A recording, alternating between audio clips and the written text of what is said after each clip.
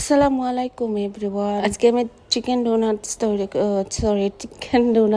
Chicken nuggets তৈরি করে দেখাবো। এটা ডোনাটসের জন্য বানাইছিলাম কিমাটা। তো ডোনাটস তৈরি করে কিছু কিমা ছিল, ওইটা ফ্রিজে রেখে দিয়েছিলাম। তো ওইটা দিয়ে চিকেন নাগেটস তৈরি করলাম।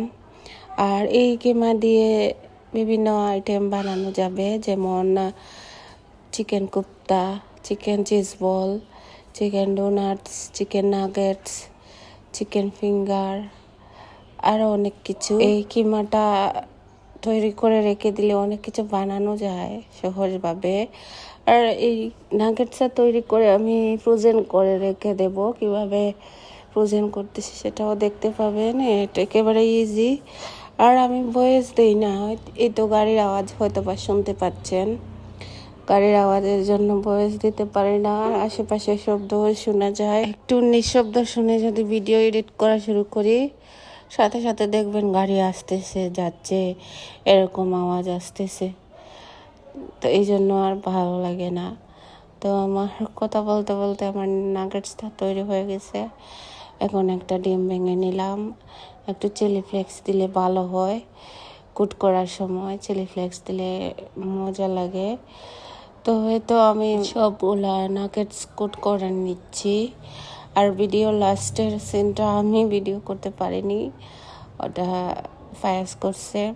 আসলে আমাদের বাসায় মেহমান আসছিলেন, তো আমি ওনাদের সাথে গল্প করতেছিলাম।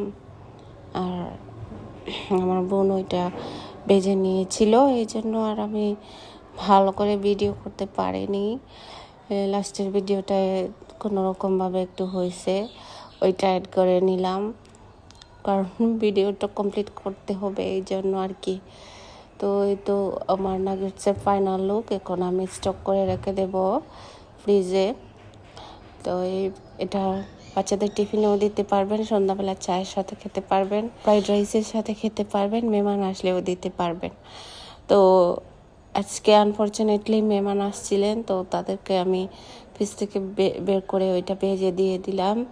তো আমার তেমন কোনো ঝামেলা হয়নি। আসলে এরকম নাস্তা যদি তৈরি করা থাকে ফ্রিজের মধ্যে, তাহলে মেহমান আসলে কোনো টেনশন থাকে না, কোনো চাপ থাকে না, যে কোনো সময় ভেজে দেওয়া যায়, বসে গল্প করা যায়। তো আমি এরকম করে মাঝে মধ্যে, আর সবসময় পারি না, কারণ আমাদের ঘরে তো 2টা পিচ্চি আছে, ওরা তো সবসময় এরকম খাবার বেশি পছন্দ করে। এই জন্য ওরা নিজেই বের করে ভেজে খেয়ে ফেলতে পারে। তো আমার নাগেটসটা অনেক ফুল ছিল, তো আমি একটু খেয়ে দেখাচ্ছিলাম। তো এই নাগেটসটা অনেক টেস্টি হয়েছে, খেতে অনেক মজা হয়েছে, আর ফুলকো হয়েছে। সবাই ভালো থাকবেন, আল্লাহ হাফেজ।